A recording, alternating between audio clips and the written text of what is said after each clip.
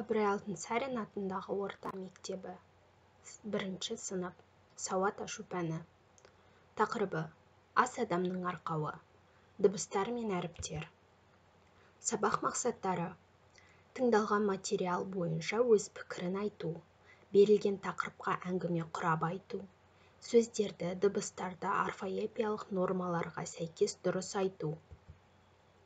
Балалар, дыбыс деп құлақпен еститін және ауызбен айта алатын нәрселерді айтамыз.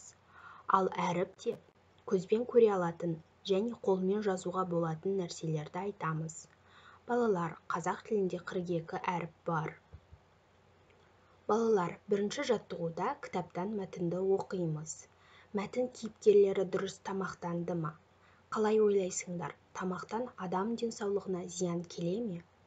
Тамақ, сусын, кәмпит сөздерінде неше дыбыс, неше әріп бар? Соны анықтап жазыңдар, айтыңдар. Екінші жаттығу: суретке қарап, оларды қандай дыбыс шығаратын айтып көріңдер. Экранда суреттер берілген. Үшінші жаттығу: мәтінді оқу. Мәтінді кітаптан оқимыз. Барлық сөз дыбыстардан тұрады. Оларды жазуда әріппен белгілейміз. Сергіту сәті. 5-ші жаттығу: сөйлемдерді қатесіз көшіріп жаз. Адам, тамақ, дәмді сөздерінде неше дыбыс, неше әріп бар екенін айтамыз.